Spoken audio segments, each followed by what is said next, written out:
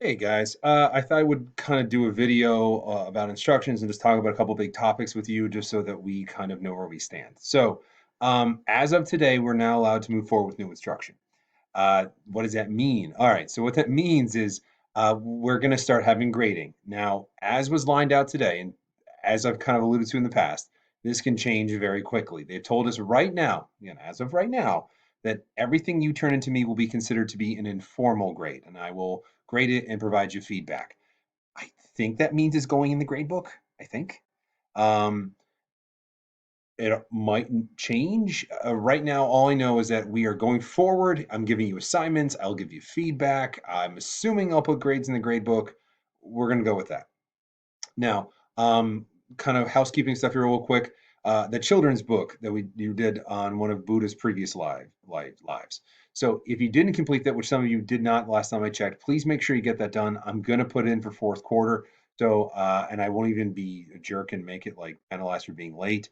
So make sure that you are working on that and get that in if you haven't already. So I'm gonna probably be looking at grading that sometime next week.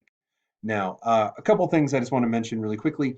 One, so typically what's going to happen is I will give you your instructions on a Monday, and then you have all week and then basically we do the following Sunday, right? So basically 6, 7 days there to get your work done. This is a little bit different and weird because we were given the go ahead with new instruction to do today, but then next week, at the end of the next week, is a teacher workday and then a holiday and spring break. So what I've decided to do, right? I think this makes the most amount of sense, is take the stuff I'm giving you now, and it will be due on the 12th, which would basically be a week and a half. And realistically, I probably won't look at it until the start of spring break anyway. But nonetheless, normally you'll be like Monday to Sunday for stuff. This will be a little bit different. I also just want to say this to the seniors, this sucks.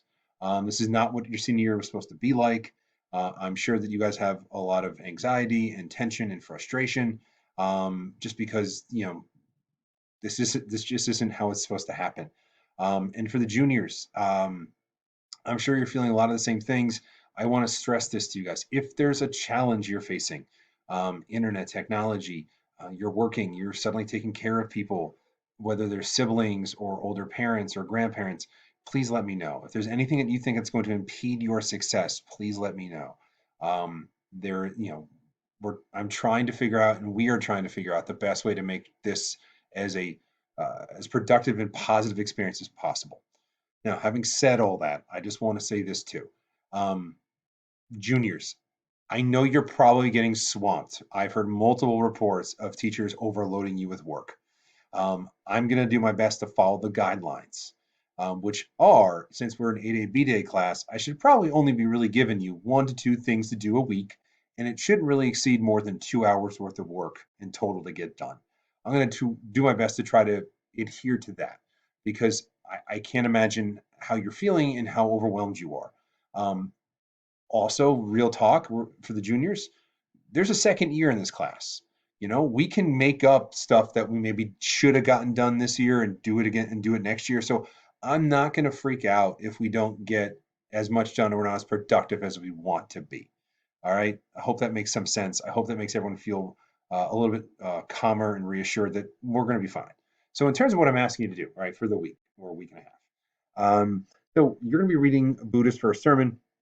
I made a short little video lecture for you guys just to give you some context and background. Whenever I give you any notes, I'm probably going to give you a graphic organizer for you to take notes on. So go ahead and download that off the Canvas and take the notes, and then use the rest of the document to break down the teachings of Buddha. So don't want to get to too much of what's in the lecture, but basically, this document, the first sermon, is kind of lays out the major ideas of Buddhism. So it's kind of an important thing to read. So I need you to break it down and figure out what he's saying and understand what those ideas are. Now, the other thing is, as a form of holding you accountable, you'll need to do a quick write, which is posted for you on Canvas as well. It is timed. There are 2 questions, but the first question is relatively short, straightforward. The second question is more complicated. So make sure that before you sit down, hit that start button. All right, that you have done the work. All right. If you hit it and then your time runs out and you don't do a very good job, that's on you. I told you that, right? Then the next thing I'm asking you to do is there's a New York Times article. I want you to read. And there's a graphic organizer with that too that helps you kind of one get the main ideas, like what is the content of the article, but also what I want you to do with it is there's a discussion board I made available to you through Canvas, and I want everyone to post there at least twice. As it says here, your original post should be about 300, or let me say at least 300 words. So you can type it up and then copy and paste in, easy enough. All right. And then what's going to happen is once you've posted, you will now be able to see what other people posted. So you can't just say ditto. I like what that person said. No, we're not doing that. All right. So then after you posted, you get to see everybody else's post. You can then respond to somebody else's post. And that can mean any number of things. Ask a question. Try to add on to what they said, right? And here's the thing, I'm asking for two, right? Your initial post and then your response. I'm hoping that you will find this interesting enough to kind of keep talking about. And I will also try to go in there and stir the pot and keep us having a conversation. This is not meant to be controversial, but I think it's kind of interesting that if we can take religions that existed or created many, many years ago and then kind of put them in the modern world and see what's going on with them then, that's kind of interesting. And so that's what we're going to be doing. So if you have any questions, please reach out.